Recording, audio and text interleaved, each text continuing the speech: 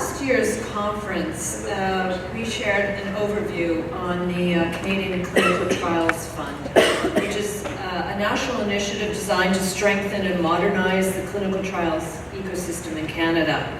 Its goal is to improve efficiency and accessibility of quality of clinical trials, making Canada a global leader in health research. The fund has two components, many of you likely know. One is called ACT, Accelerating Clinical Trials, and the second is the Canadian Consortium Clinical Trials Training Program, or better known as CanTrain. We're very privileged today to have leadership from both ACT and CanTrain here with us today. Both of these organizations work very synergistically with each other, and they're here today to talk about the advancements from their place last year in terms of the work that they have been doing. We're first going to begin with the Clinical Trials Fund Accelerating Clinical Trials Consortium, which is under the name of ACT, you most likely know. I'm delighted to introduce Dr. PJ Devereaux, who is a renowned expert in clinical research and a key figure in advancing clinical trials in Canada. Thank you, Dr. Devereaux, for coming to the microphone, actually, in the last session. Dr. Devereaux is a senior scientist at the Population Health Research Institute at McMaster University and Hamilton Health Sciences, where he has made significant contributions to population health and clinical trials research. He also serves as the co-chair of ACT Operating Committee, playing a pivotal role in driving efforts to enhance the efficiency and impact of clinical trials across the country. Please join me in welcoming Dr. Devereaux.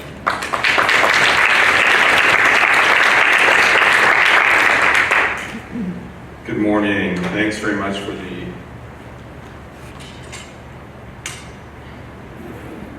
the opportunity to present today on behalf of the ACT researchers. So I'm going to tell you about how ACT is trying to assist in building trials that serve patients and advancing the Canadian environment for doing clinical trials.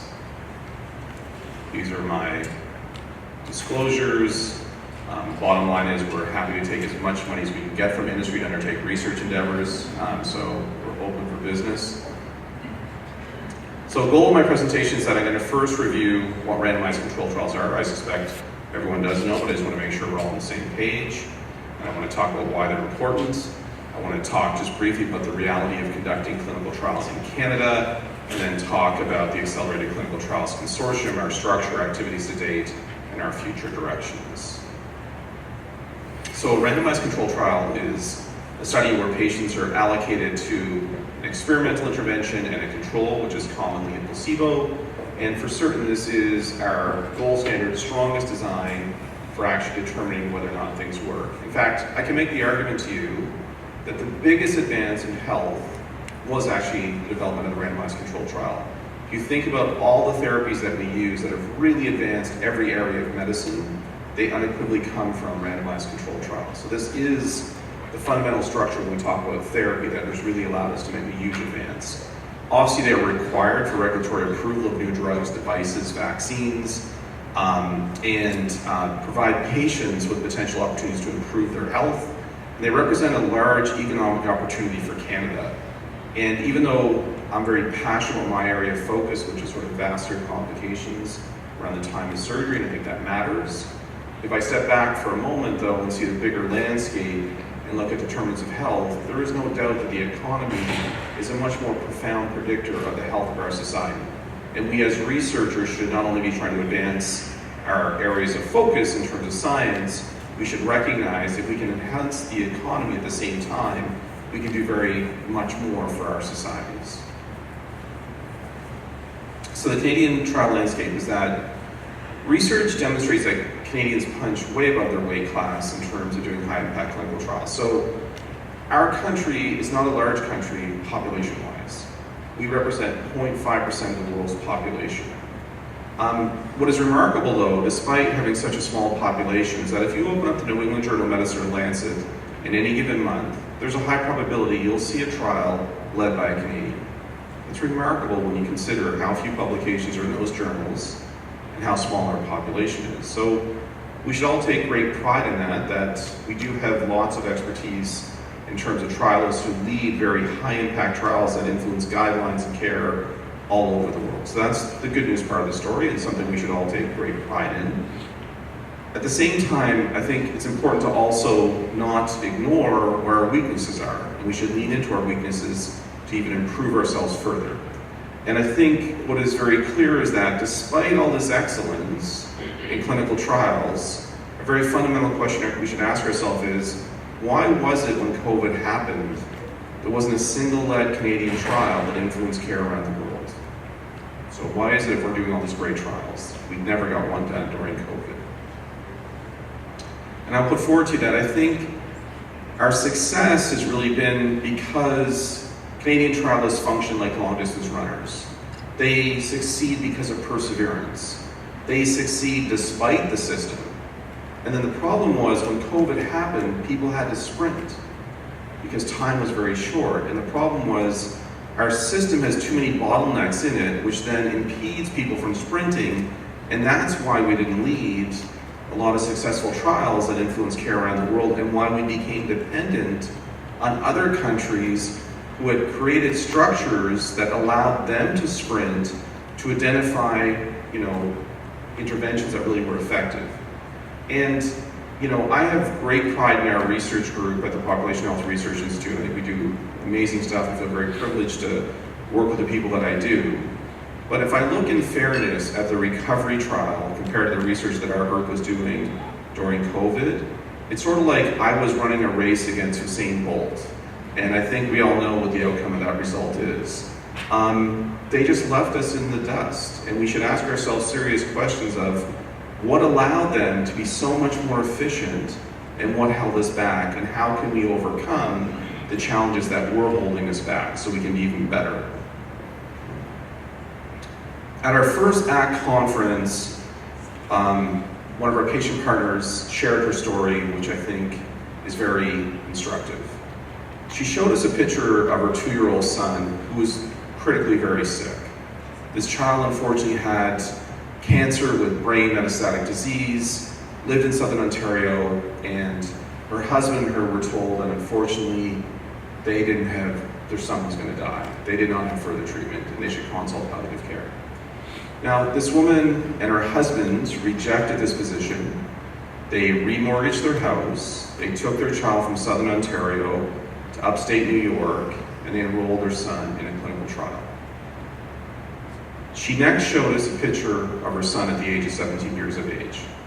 Now, obviously, none of us would create knowingly a system and structure which will result in clinical trials not coming to Canada, which will result in a 2-year-old trial having to die unnecessarily.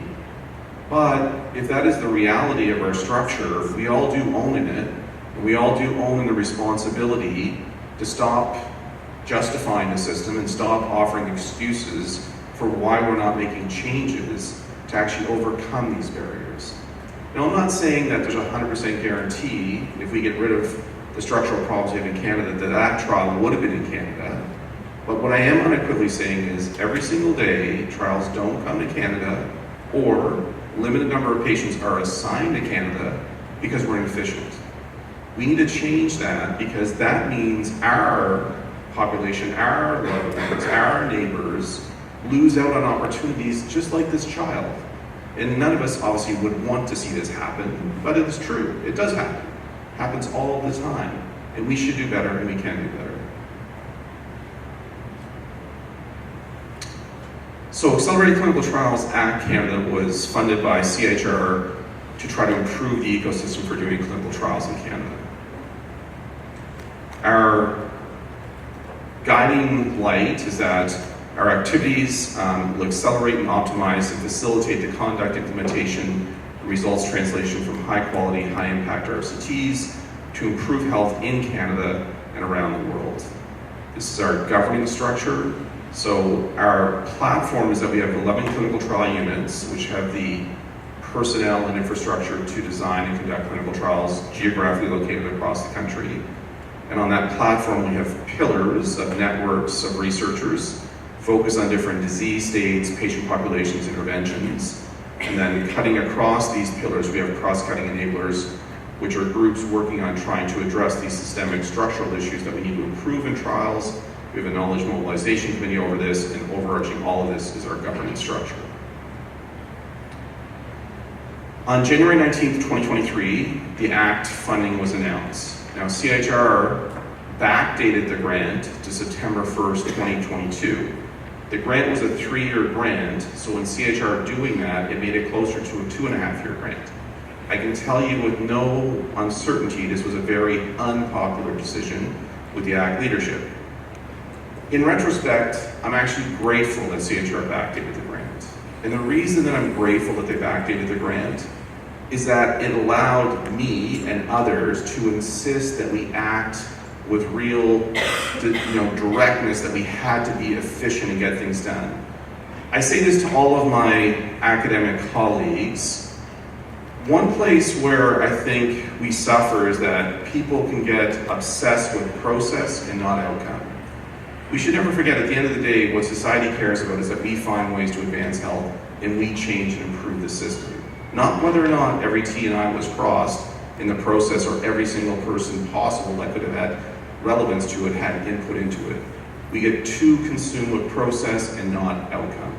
So by the process of CHR saying you had 2.5 years to pull this off, it allowed us, I think, to act with much more directness to actually get things done. So I'm actually grateful in the end that that's what happened.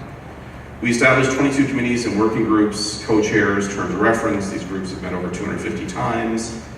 Our committees are highlighted in blue. The operations committee is the central ACT committee, which coordinates the overall activities of ACT.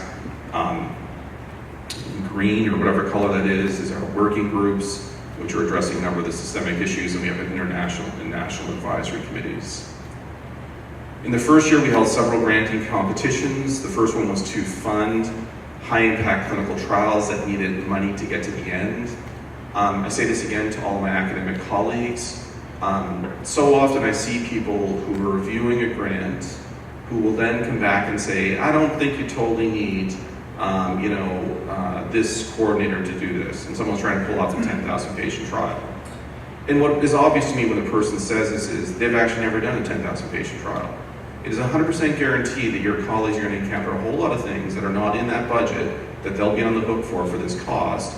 And we nickel and dime everyone to death and actually make it difficult to get the studies actually done. We funded the high impact clinical trials that were already going because we knew people invariably need help to get to the goal line. In doing that, we've actually had now an ACT, I think 3 publications in New England Journal of Medicine and 1 in the Lancet of trials that we supported and have actually changed care around the world for a number of interventions. We also then funded trials that were looking at novel designs and conducting trials within trials to figure out ways to actually improve the efficiency of trials. So how can you enhance recruitment of patients? How can you enhance retention of patients within trials? We also then had a competition to introduce new networks into ACT into areas of need. Among the 3 granting competitions, we funded over 31 successful grants in that first year, and several of these trials, as I said, have been published in high-impact journals. We held our first ACT annual consortium meeting in Hamilton in April of 2023. A big focus, which we're going to talk more about in a moment, was to bring Canadian biotech and trialists together. So one thing that is a challenge is that as a trialist, there's often, there's areas I just don't know about where there's Canadian biotech that exists that would actually have direct relevance to my area that actually can improve it. But we don't have the rules of Canadian biotech and trialists frequently interacting. So at this meeting, we brought 69 biotech companies from across the country. They were given time to make elevator pitches to explain their technology. And then there was a lot of breakout groups where, in fact, the trialists could then go meet with these people, and then we created a funding structure for the trials to evaluate Canadian biotech after this. We also had a number of group discussions on various policy issues. I'll mention one. At the meeting, there was unanimous support for moving towards a single national review and approval process of REVs with explicit timelines in Canada using a distributive model. Distributive model means that we use accredited high-quality REBs anywhere in the country. So if an REB in British Columbia approves a trial, that should be accepted in Nova Scotia and vice versa. And we should stop replicating endless amounts of time, money, and energy redoing processes that don't advance things but slow down getting people having access to clinical trials. One thing that I think we have to do is figure out how to grow the funding pie. There is endless amounts of really important questions that should be addressed, but there is limitations in the reality of how much government funding will exist for doing clinical research. Again, we should keep lobbying and encourage the government to keep investing more money, but as a community, we also have to think smarter and figure out how we're going to grow the overall funding pie.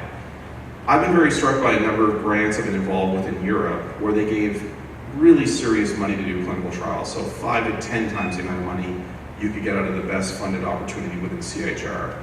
But they all require that you must bring in small and medium-sized European biotech companies. And the reason that they did this is they not only want to advance health, they want to grow their economy. And we should also recognize Canada discovered insulin. Canada invented enoxaparin. Canada's invented a whole whack of things, but yet we don't have a single large pharmaceutically owned Canadian biotech company. Why is that? It's not because we didn't invent really great things. What I do put forward is that we don't invest remotely the same amount of money that Europe and America invest into supporting biotech. And so we develop great things and then it gets sold off to Europe and America.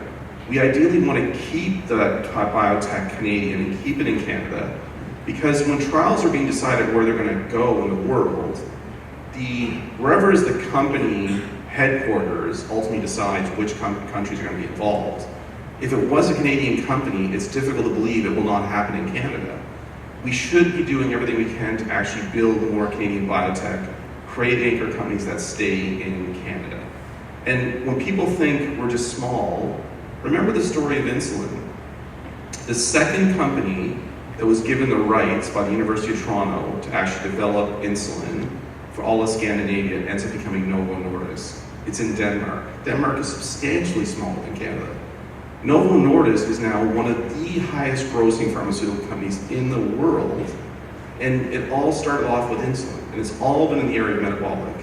That could have been a Canadian success story. We should make sure the future ensures that it remains a Canadian success story as we move forward. So again, what we've done is we've created funding opportunities that explicitly fund trials that evaluate Canadian biotech. We have to create a greater democratization of access to clinical trials in Canada. If you live in Montreal, Toronto, Vancouver, you likely will have access to clinical trials. Still not as many as we want, but you'll have access. But the reality is the majority of patients who live in Canada are managed in community hospitals, and most of those people don't have access to clinical trials. When you look at what is the real determinant that allowed the recovery trial to happen so fast in the UK, it was the portfolio system that they actually had in place for about 15 years preceding the pandemic. And the portfolio system was that the UK government made a decision to invest and embed study personnel in all of their hospitals across the country. Now, there's many discussions that I've been in on for various people in the UK of why did the government choose to do that. For certain, one of the things was there was some big pharma that was threatening to leave the UK, saying that the UK was inefficient about 15 years ago. Government made a big investment, and one of the things they invested in was creating this portfolio system.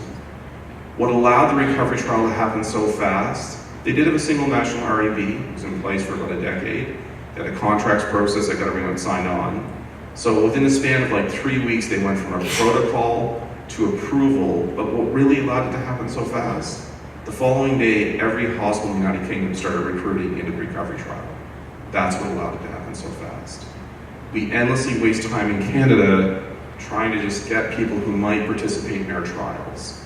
If we really want to be prepared for the next pandemic, if we think we're going to actually invent a vaccine and we're going to get a trial done and then get it into someone's arm, if we really want to do that, we need to create a portfolio system. And we need to get greater access to all of our citizens to have access to clinical trials. So one of the things is creating a portfolio system. Another one is trying to educate people about the benefits of clinical trials. Too often, people just hear the horror stories of something which is often exaggerated or not really accurately being represented of what's happening. And we should really make people realize you can be part of the cure. By participating in trials, you can actually help to find cures to actually improve health for everyone at the same time, help yourself. So we held a national portfolio funding competition, and we invited community hospitals across the country to apply for funding. We ended up selecting 20 hospitals geographically dispersed across the country, and we paid to embed study personnel in those hospitals that are then focused on bringing clinical trials to those communities throughout the next 3 years. This just shows you geographically where they were located across the country. At our second ACT annual consortium meeting, which was in the fall of 2023 in Charlottetown, PEI, we introduced the portfolio hospitals to all of the researchers to get them engaged with the trials that ACT was doing. We also had discussions about regulatory processes. As many people are aware, good clinical practice, GCP, ICH, E6, revision 3 was already brought forward. We had discussions upon that, and then our regulatory working group then did a submission on behalf of ACT with recommended changes to that process. And again, we discussed the single national distributive REB, and we celebrated our RFA winners. Regarding the issue of Indigenous health, the approach that we've taken is to work in our 3 Indigenous communities to first decide within those groups what were their health priorities, and then based upon their health priorities, work with those groups to identify clinical trials that can be done only in their communities, led by Indigenous researchers. And that's what we're doing in terms of funding trials within their communities. Regarding the issue of a single national distributive REB model with strict timelines for multi-center RCTs, we held another meeting in February of this year. We had leaders from research ethics boards, institutional leaders, and patient representatives, and again discussed this process and discussed having RFA for groups to come forward who would lead and administer this single national distributive REB model. In May, we announced the RFA, and on August 16th, applications had to be in. There was explicit details put in the grant of how it will be scored from the written point of view. Any groups that scored 70% or more on the written part then went forward to interviews. There is a score for presentation and then structured questions.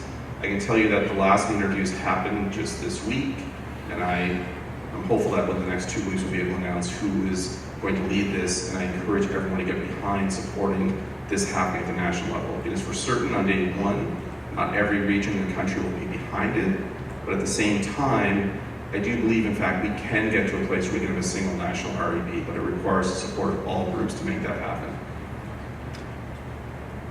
We also, in this process, strategically turn to parts of the world that have single national REBs to lead the actual review and selection process for us, and also to get away from our regional politics. There are lots of regional politics that hold us back in our country, and we wanted the dominance of people who have no skin in the game about who's being selected. We will select the best group to run this for Canada. So we're very fortunate having Megan Singleton, who's at Johns Hopkins, and Matt Westmore, who's in the UK, who both led single national REB process, both in the US and the UK.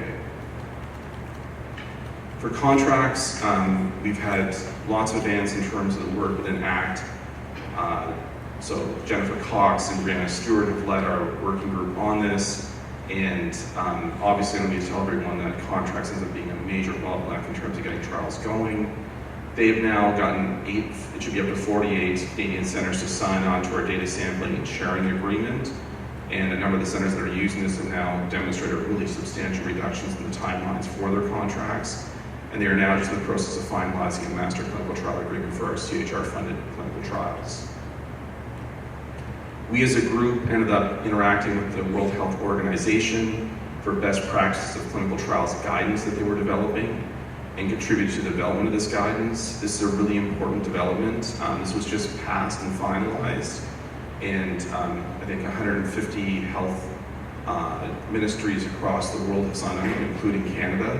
Why this is a big deal is that moving forward, what the WHO guidance puts forward is that when it comes to trials for new indications, devices, drugs, GCP, ICH, E6 will be the guidance, but for the vast majority of other trials, which is probably 85% of trials happening out there, which is not for a new indication for a drug or device, it will follow the good clinical trials process, which was developed by Oxford and now part of this WHO strategic guidance. This is a huge advance that will simplify trials and make them much more balanced in terms of actually getting things done.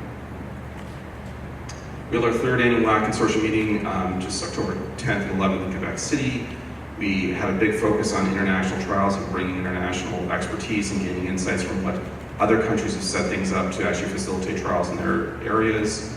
We also, again, brought more biotech companies together to interact with Canadian clinical trialists, and we initiated discussions around the process of who can approach patients to get consent within hospitals. One very unfortunate thing that happens that I think most of society, if they knew about it, would be very unhappy about, is that most people never learn about trials relevant to their health because most hospitals follow a process saying that someone in the circle of care must first approach the patient, see if they're interested about hearing about the trial, then they can let a researcher know, and then the researcher can come and let the patient know about the trial. The problem with that structure is that most healthcare providers, it's not that they're against the trial, but it's not their trial and they're busy, so they never think to tell the patient, so patients then lose out and never hear about these opportunities. Now, we get wrapped up endlessly, and again, this becomes a process issue. Does privacy matter? Of course it matters. Does everyone want us to be thoughtful about the privacy of their data? Of course they do. But at the same time, do you want to miss out on health opportunities relevant to you to make your own decisions about it? And my suspicion is most Canadians will not vote for that balance. In the same way that we don't ask people when you come to a hospital, is it okay if a resident sees you? No one asks that question. If I said to you, hey, you okay if there's a resident sees you? The patient might say, well, what if the resident doesn't see me? You say, well, the attending will see you. Most people say, send the attending in. I'll deal with the person who has the most knowledge. But we don't take that approach because we realize we can thoughtfully train residents to be mindful of people's privacy of their data, and at the same time train people, and at the same time also have more people involved in people's care. We shouldn't have one standard when it comes to education and a separate standard when it comes to research. People are losing out on opportunities. We have to change it. The good news is Sunnybrook has now implemented a change where basically study personnel, if a clinician MRP says, I'm okay with this trial, that basically now the study personnel can be considered within the circle of care for this patient. They can screen the patients, approach the patients on their behalf. And Hamilton is just about to implement this. We need to make sure that this gets across our country. Ongoing and upcoming RFAs, we have an RFA right now on bringing high-impact clinical trials that originated in other countries to Canada. So that'll be announced, the winners of that in the next 2 weeks. And we're just about to announce another RFA to fund trials that evaluate Canadian biotech. So key initiatives are bringing more trial opportunities to patients. Again, our portfolio system, we need to have this sustained and expanded. We need a streamlined process for participating sites, single national REB and approval process with strict timelines, master clinical trial agreements, implementation of the WHO guidance document. Need to bring more trials to Canada, help grow Canadian biotech and keep this biotech Canadian, and allow and follow Australia's lead with actually creating a funding structure where in fact we will bring high-impact clinical trials originated outside of Canada to Canada. From an economic point of view, it's a way more efficient way to address questions.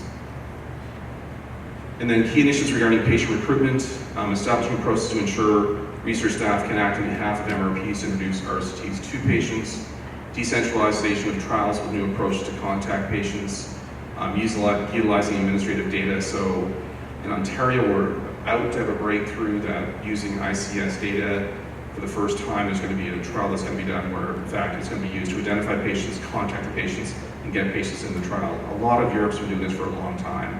We're way behind. We get too wrapped up over the top with privacy, and I don't think most people in society know what's going on, and I doubt they would actually support a lot of the positions that are being implemented. Anyways, the good news is this is about to happen in Ontario, and McGarrett's been leading this, and this will be a big breakthrough. Again, communication strategies about trying to educate people about the value of clinical trials and Indigenous trials, focusing on their health issues and priorities. In terms of patient recruitment, simplifying the consent process, we also need to start having serious conversations about the issue of waiver of consent, not for new drugs or new devices, but when we're doing trials of everyday things that everyone is using in everyday practice, this becomes an enormous barrier to actually being efficient in getting trials done. If it can happen in clinical practice and no one asks any question about it, I just think we need to have honest discussions about why it's become such an issue now that we're going to do a trial on it. So in conclusion, I think a lot has been achieved in the first 1.75 years of ACT. ACT will achieve its goal if Canada becomes the most efficient country in the world for conducting clinical trials. We get permanent efficient systems are implemented, government implements sustained funding for RCTs, Canadian biotech grow, more big pharma and device companies bring trials into Canada, then the Canadian public benefits, and we minimize cases like the 2-year-old boy that I told you about with cancer having to go to another country to find ways to survive. Thanks very much.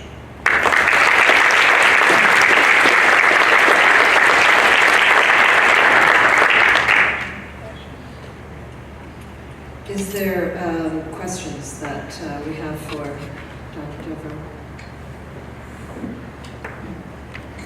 Thank you, PJ. As I've said to you before, every time I hear you talk about ACT, I learn something new, so thank you. And thank you for leading this. I'm really curious about the comment you made around the WHO and the difference between kind of new indication clinical trials and then other RCTs. And I don't know anything about it. It sounds very exciting. Would this solve problems like the problems we have with our pragmatic trials program, where we're comparing two somewhat standard of care treatments that physicians give? Some physicians give A, some physicians give B. We don't know which is better, but neither have market authorization for the indications that physicians are using them for. So oftentimes we're trying to do these pragmatic trials, but the Health Canada response is that these are two investigational agents because neither, in fact, have market authorizations. Although, again, some of these drugs are 50 years old and there's not even companies who make them. So would that address that kind of thing? It has the potential to, like everything, it'll take time to see how everything rolls out. Its intention is to. I wrote one of the guidance documents in the WHO on this point. We sort of divided trials in different categories where clear new drug device we know nothing about. Fair enough, ICH should be the standard. Clear drugs we know a lot about, already have lots of approvals or interventions, or it could be even some psychiatric or psychological intervention where clearly holding that to the same standard just doesn't make any sense. But what people don't appreciate a lot of times or understandably wouldn't know in our society is that it has an enormous burden in terms of cost and ability to actually get the trials done. The goal is for the trial you're talking about, it will fall into this category. Again, it's going to take time and education, with Health Canada and regulators, but the goal is to get those into that category, and that the good clinical trials guidance within the WHO structure will be the actual guidance to be used for those. And if we can get that, that is an enormous advance that will make trials much more efficient, much more practical in terms of getting done. And the second part of that is, what about for standard of care interventions that are part of an interventional clinical trial? So you have standard of care drug A, B, and C, plus or minus interventional, experimental drug D. And I think one of the significant challenges and expenses and complexity around those trials is that A, B, and C now all of a sudden have to be given by a research nurse and stored in a research setting and in a research bed and all of these things, whereas they're just the absolute standard of care that you might otherwise get, control arm and experimental arm. Would that help with this? It may. I think the first position is going to be is that, look, if it is new drugs, new devices for which we don't know much about it, understandably, a lot more oversight, I think most people in our society are going to accept is needed. If we can win on the 85% of other trials that are not in that category, we will have moved the ball way down the field. And it doesn't mean if we can get to that place, we can't also start reimagining where is the right line in the sand with a lot of these things. And again, I think what people don't appreciate is that it's not, like, you can have crazy oversight in any trial, and people think, well, why wouldn't you want oversight? Well, the reason, it's not an issue of wanting not having oversight. The issue is we make trials so expensive and so difficult to get done, you don't get questions answered about crucial questions. And my point to people all the time is what actually harms patients is lack of trials. I have personally, done things in my practice because it was the standard of care at the time that in retrospect was absolutely the wrong thing to do when we eventually got clinical trials done. delaying getting trials done is what really harms patients. And so I think we want people to realize that there will always be some oversight, but so much of what GCP is over the top when it's things we already know a ton about. And we should have one standard for things we know a lot about, which have minimal risk to patients, versus things we don't know much about at all. And that's where this new guidance is, hopefully, and I believe it is moving us down the field in terms of getting there, but there's still a lot of work to get to the promised land. Anne-Marie, is it okay for another question? Okay, thank you very much, JP, and I love your enthusiasm and your support for patients and all your team members. PJ. Oh, PJ, I am sorry, thank you for correcting me. My name is Linda, so if you want to say it differently later, you can. Sorry about that, I apologize. That's okay. My question is... I've been called much worse. I'm sure. My question is, from a patient perspective, you talk a lot about patients as participants, which is very, very important through recruiting, through different aspects, etc. Is ACT in any way, shape, or form, and I hope you are, focusing on actually accelerating patients as co-leaders in clinical trials? Because that is what disease advocacy, patient organizations, and patients themselves want to attain over time. Not all the time. And I find that we don't talk about equal partnership at the research level for conducting and moving forward and bringing forward questions, co-applying to grants, etc., co-creating protocols. So where does that fit into accelerating clinical trials? So there is an ACT working group, which is a patient engagement working group. Obviously, you said a lot, and it's something that's worthy of a lot of insightful, discussion and comment. Do I think that there's values in having patients involved in trials? Yes. I also think that there is no doubt that I've seen times where, in fact, it results in actually inefficiency. And I think we need to be thoughtful. So I'll offer you one analogy. And again, it's the kind of thing that needs a lot more dialogue. So there's always the risk, and this is going to get oversimplified. So I have a mortgage where the Canadian interest rate gets set matters to me. And I am a Canadian, and I'm a taxpayer. So I could say, why don't I have say in where the Bank of Canada sets the interest rates? Now, the reason is society shouldn't let me do it because the truth is, economics is far and away from my area of expertise. It doesn't mean, though, that I don't have relevance to where it's set, but the truth is I just don't have expertise in that.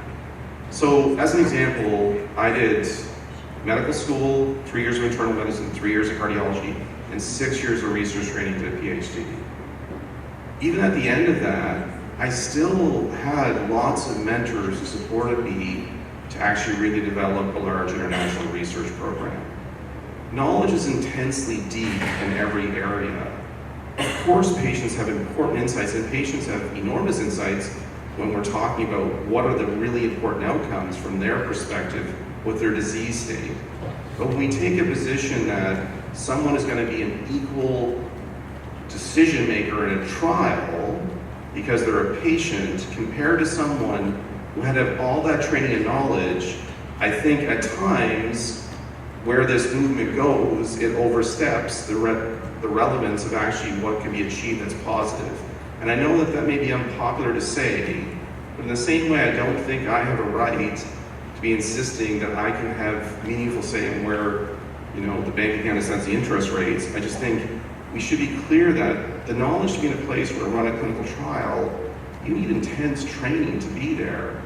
Patients have lots of relevance they can contribute to trials, but we should also just recognize I don't let, people come train with me even 1 year into their fellowship, they're not making the major decisions in terms of that trial. Yeah, so we're not exactly talking about that. I don't want to take too much airtime, but I do want to give a bit of a rebuttal because thank you for the oversimplification of the explanation related to mortgages.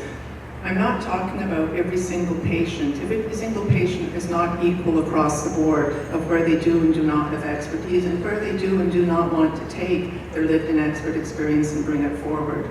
I do believe in Canada and in the world there is a place to have patients co-leading trials. Not all the time. There are many patients that are brilliant, that understand their disease. They're not limited in expertise and knowledge to do that part, with each person taking their own level of expertise and moving it forward. And I don't beg you, I just ask people to open their eyes to the reality of what the patient population is asking over time. I don't need a response right now, I just need people in this room to understand that there is a way and there is a movement for patients looking forward to change the nature in which we co-partner in research for realities that affect us. So I appreciate that you answered. I appreciate your question. I get it. I have an almost PhD that I had to stop doing because I became a patient. There are people out there that have the ability to do this, and I think it would strengthen what we're giving to the people. And the only reason we have clinical trials is because patients exist. So thank you for your answer. I just wanted to have that chance. Okay, and just to finish, again, I am not against patients having involvement in trials, but I do think that it would be of value to have a meaningful discussion and debate that's not just a 2-second snippet, because you probably don't truly understand my perspective and I probably don't truly understand your perspective. But I just want to make the point that it is worthy of much deeper discussion, and it's not just a de facto, this will make the world better. Thank you, Stephanie. We can't refuse you coming to the mic, and then we're going to end this session. I know that Dr. Devereaux is here for the day, so I hope this will be short. So thank you, Anne-Marie. Great presentation. I know you're on your second RFA in terms of funding clinical trials with Canadian biotech. I applaud you, and I love the link to clinical trials and growing the Canadian ecosystem. Can you provide, and perhaps this is something you and I can speak about, can you provide a little bit more color as to what types of trials you're funding? What phase, for example, what you're seeing with respect to preparedness of these companies in engaging and moving forward with their own clinical trial. Yeah. So one thing I want to highlight is that I think naturally what people will think about is simply drugs and devices, and that is the dominance of what's being evaluated. Usually it's sort of phase 2 trials that are getting supported because there's obviously a limitation on how much funding we have. We're trying to help them get some research done, and then with those researchers look to apply for more money, you can hopefully do a phase 3 trial, eventually get an indication. But mostly it's at that. But we also just want to make clear, we do open it up that it could be actually technology that improves the trial. So in other words, it could be that you're doing a trial on atrial fibrillation, and it could be that we're just going to use the Canadian device for the monitoring and detection of atrial fibrillation within the trial. They tend to dominate by drugs and devices being the actual intervention, but it's not restricted to that. It also can be that it could be software in terms of actually running the clinical trial. As long as it is Canadian owned and we could develop that and help promote it, that could be part of the trial. So all those things are on the table, and it's not, obviously drugs and devices matter, but there's a bigger spectrum. And the other thing I just want to be clear is that I don't in any way want to give the impression that I think for a second drugs and devices are the most important clinical trials.